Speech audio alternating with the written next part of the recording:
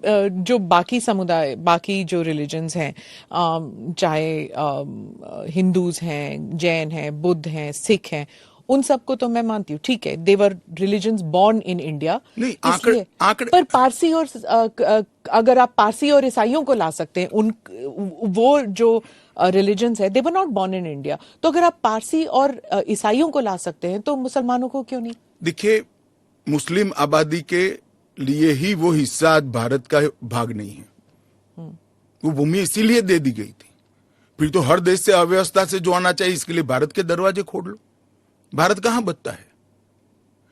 अखंड भारत के जो लोग हिस्सा थे और जिन पर धार्मिक प्रताड़ना हुई है, उसको शरण देना मैं मानता हूं हमारी नैतिक जिम्मेदारी है और हमारी कॉन्स्टिट्यूशनल रिस्पॉन्सिबिलिटी। और स्मिता जी, आप आंकड़े की गहराई में जाइए। जब विभाजन हुआ तब पाकिस्तान में 23% हिंदू थे, हिंदू और सिख थे। आज 3.7% बच गए। कहां गए सारे? इतने सारे तो यहां आए नहीं। धर्म परिवर्तन हुआ, अपमानित किया गया, दोयम दर्जे के नागरिक के नाते इनको रखा गया। कहां जाएंगे ये लोग? क्या देश इसका विचार नहीं करेगा? देश की पार्लियामेंट इसका विचार नहीं करेगी? देश की पॉलिटिकल पार्टियों ने इनका विचार नहीं करना चाहिए? इसमें अहमदी मैं बांग्लादेश भी है। मैं बांग्लादेश की बात करता हूं जी। 1951 में हिंदुओं का प्रतिशत 22% था। मैं 51 की बात कर रहा हूं। बांग्लादेश की 51 के आंकड़े ऊपर हमारे पास है। 2011 की जनगणना में वो 10% रह गए। कहां गए वो लोग?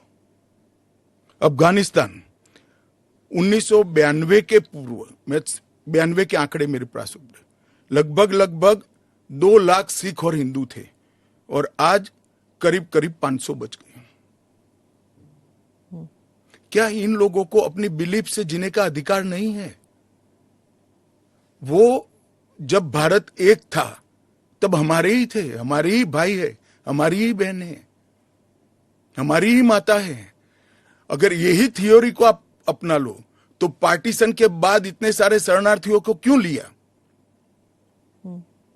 उसका भी तर्क नहीं है फिर तो वही मैं पूछूंगी कि आपने कहा कि धर्म के आधार पर दूसरा मुल्क बना, पर वहां पर शिया और अहमदी, बलोच, ये भी तो प्रताड़ित है वहां पर। देखिए, वो प्रताड़ना आंकड़ों के आधार पर इतनी सिद्ध नहीं की जाती और पूरी दुनिया में सारा ब्लॉक मुस्लिम ब्लॉक माना जाता है।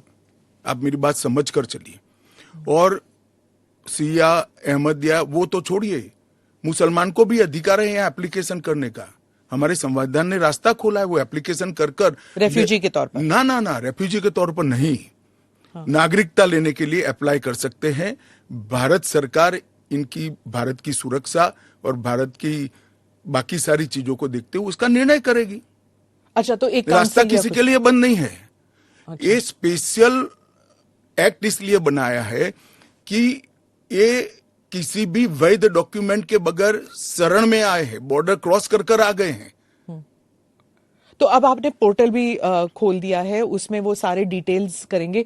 वो पोर्टल सुरक्षित है और अगर किसी के पास दस्तावेज नहीं है तो क्या अब वो ना नागरिक है, ना माइग्रेंट है, ना रेफ्यूजी है, क्या बन जाते हैं? देखिए, मैं आपको बताता हूं, जिनके पास दस्तावेज नहीं है इसका रास्ता हम बाद में ढूंढेंगे, परंतु जिनके पास दस्तावेज है वो मेरे एक रफ अंदाज से 85% से ज्यादा है। और कितनी देर लगेगी? क्योंकि उन्हें एक ओथ भी लेना पड़ेगा। हमने कोई समय मर्यादा नहीं रखी। अच्छा, आराम से सब लोग एप्लीकेशन करें। मैं सबको अपील करता हूं, आप आराम से करिए। ये एप्लीकेशन देश की सभी भाषाओं में है। आपकी भाषा में आप डाउनलोड कर सकते हो, एप्लीकेशन कर सकते हो और आपकी समय की अनुकूलता से भारत सरकार आपको इंटरव्यू के लिए बुलाएगी और डॉक्यूमेंट की ऑडिट के लिए बुलाएगी। और वो फेस टू फेस इंटरव्यू होगा या फिर? या फेस टू फेस होगा। Face to face original document लेकर आना पड़ेगा। और अगर वो सेकंड जनरेशन रेफ्यूजीज है, मतलब अगर उनके बच्चे हो गए हिंदुस्तान में, 15 अगस्त 1947 से लेकर 31 दिसंबर 2014 तक जो भी आए हैं वो और उनके बच्चों का भारत में स्वागत है।